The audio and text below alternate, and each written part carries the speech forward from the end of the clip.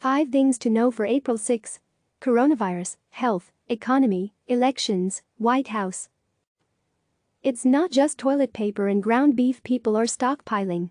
Since coronavirus measures have made everything harder to get, some people are hoarding their illegal drugs of choice. Here's what you need to know to get up to speed and out the door.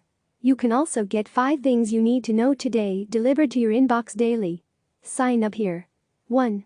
Coronavirus. The coronavirus has reached the massive Dharavi slum outside of Mumbai, which puts India at risk of being the next hot spot. Doctors fear if the virus spreads among the slum's 1 million or so residents, it could signal disaster for the rest of the country. In the UK, Prime Minister Boris Johnson was admitted to the hospital as a precaution after testing positive for the virus 2 weeks ago. He will continue to lead the British government while under medical supervision. A glimmer of optimism is starting to shine in Spain and Italy. Both countries, which have been ravaged by the disease, are seeing a leveling off in their number of reported cases. The US marked its deadliest day yet in the fight against the disease this weekend, with 1,344 deaths reported on Saturday.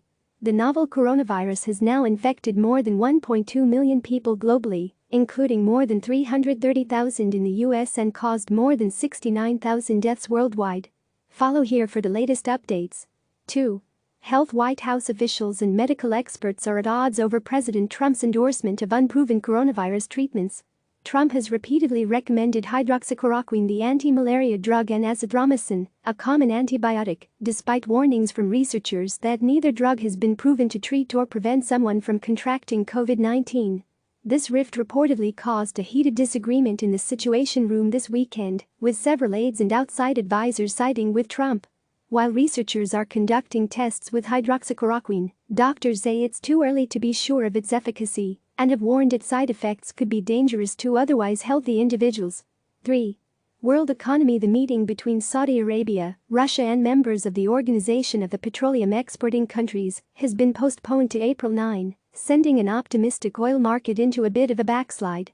Saudi Arabia and Russia have been locked in an epic price war since early March, when the OPEC alliance cracked, flooding the oil market with cheap crude, just as the coronavirus pandemic poked a giant hole in international demand. Trump says he's optimistic the meeting, which will be held virtually, will end the price war and rebalance the market. Meanwhile, global stocks surged early Monday after hard-hit areas like Italy, Spain, and New York City reported drops in coronavirus deaths. 4. Election 2020. The Republican National Committee and Wisconsin Republicans have asked the Supreme Court to freeze a lower court opinion that extends the state's absentee ballot deadline, giving voters an extra 6 days to submit their ballots from Election Day to April 13. They say such a measure will threaten the integrity of the contest. Wisconsin has refused to postpone or alter its primary election, which is scheduled for Tuesday, April 7. After resisting any election date change for weeks, the state's Governor Tony Evers called a special legislative session this weekend in an attempt to change the contest to a vote by mail and delay it until May, but as of now, the vote is still set for tomorrow. 5. White House. President Trump is catching heat for his recent firing of Intelligence Community Inspector General Michael Atkinson. Atkinson was the one who told Congress about the whistleblower complaint that led to Trump's impeachment. This little detail has led several people, including Atkinson, to suspect that his ousting was politically motivated. Even some Republicans have said Atkinson's firing requires more of an explanation. Trump defended his decision by saying the inspector general did a terrible job and took a fake report and gave it to Congress.